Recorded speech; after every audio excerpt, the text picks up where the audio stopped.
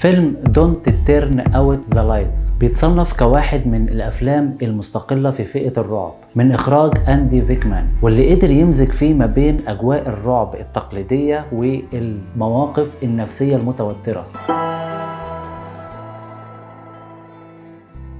الفيلم بيتناول فكرة مجموعة من الأصدقاء القدامى بيقرروا يطلعوا رحلة لمهرجان موسيقي باستخدام أتوبيس، لكن الرحلة بتتحول لكابوس مرعب لما بيلاقوا نفسهم عالقين في مكان منعزل بعد ما الأتوبيس بيتعطل بالليل، والخطر اللي بدأ يحيط بيهم وهم جوه الأتوبيس، الأخطار المرعبة اللي بتحيط بيهم، وفكرة إن هم بدأوا يختفوا واحد ورا التاني من غير ما يعرفوا السبب وإيه اللي بيحصل. الفيلم بيعتمد على توليفة كلاسيكية من الرعب، لكن بيحاول يقدم الرعب بطريقة نفسية أكتر من التركيز على الطريقة التقليدية في الرعب زي الوحوش والأشباح. في بداية الفيلم بيعرض لنا مجموعة من الأصدقاء اللي كل واحد عنده توقعات معينة للرحلة اللي هم طالعينها. على السطح بيظهر لنا التفاعل ما بين الشخصيات وعرض الشخصيات والعلاقات ما بينهم، كل واحد فيهم بيحاول الاستمتاع بوقته، لكن مع تطور الأحداث بتظهر الطبائع الحقيقية لكل شخصية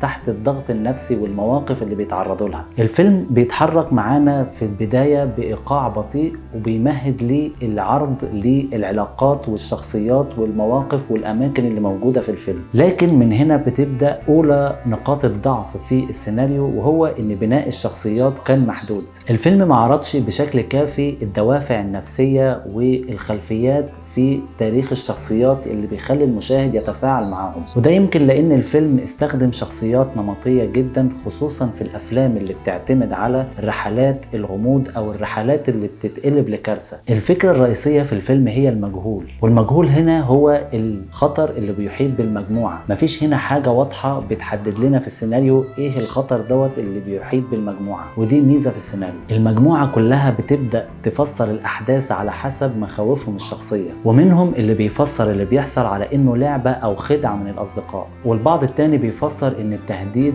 جاي من ناس أو مجموعة معينة هم اللي كانوا شافوهم في طريقهم هم جايين في الرحلة، زي مجموعة العنصريين اللي قابلوهم في الطريق وعملوا معاهم مشاكل وهم جايين.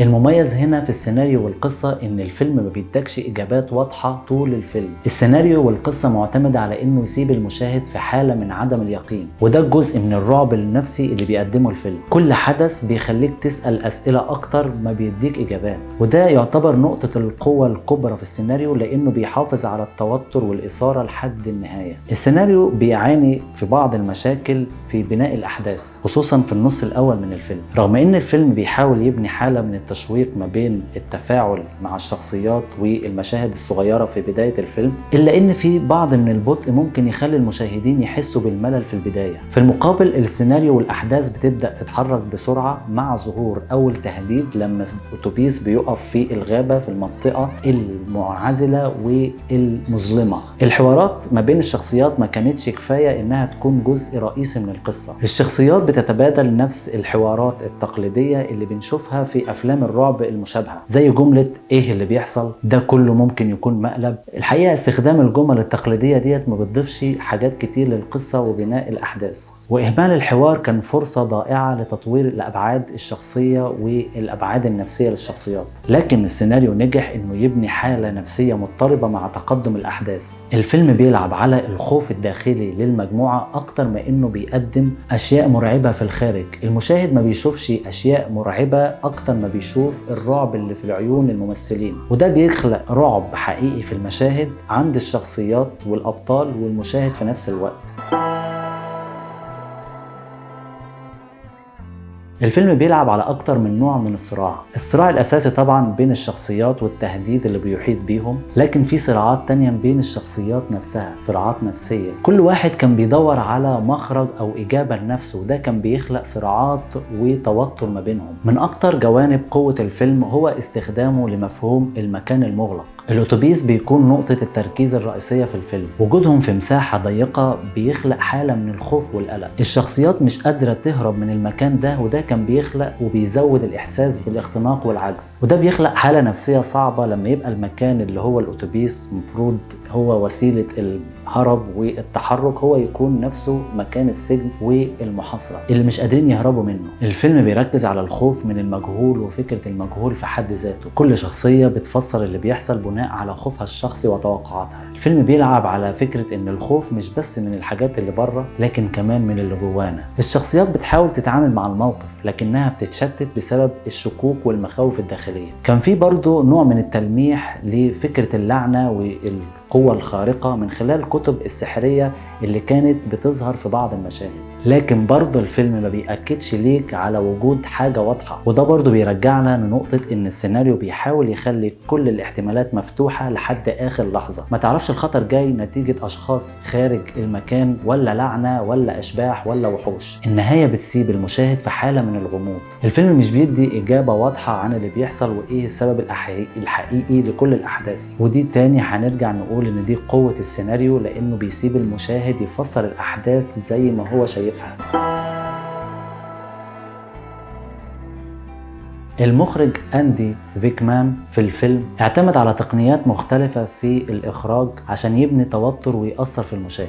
من أهم الوسائل اللي استخدمها المخرج هو المساحات الضيقة والفراغات، وده بيوضح لنا في مشاهد الأتوبيس. اختيار الموقع الضيق ده كان ليه دور مهم جدا في بناء العزلة والاختناق. المخرج اعتمد على حركة كاميرا مظبوطة ودقيقة عشان يعزز التوتر. في أغلب المشاهد اللي بتخلق توتر الكاميرا كانت بتتحرك ببطء، وده كان بيخلق لنا إحساس بالتوتر المتصاعد. على سبيل المثال المشاهد اللي كانت الأبطال بتحاول تستكشف الغابة والأماكن المحيطة كانت الكاميرا بتتحرك ببطء عشان يدوا فرصة للمشاهد إنه يستكشف المكان. كمان في المشاهد اللي كان فيها هلع ورعب مفاجئ الكاميرا كانت بتبدل الكادرات بشكل سريع عشان تخلي المشاهد يشعر بالتوتر المفاجئ. والمشاهد اللي كانت بتظهر الظواهر الغريبة أو الكائنات الغريبة الكاميرا كانت بتكون ثابتة عشان تسمح للمشاهد إنه يلاحظ الأشياء اللي بتظهر في الكادر قبل ما يدخل على الانفجار المرعب.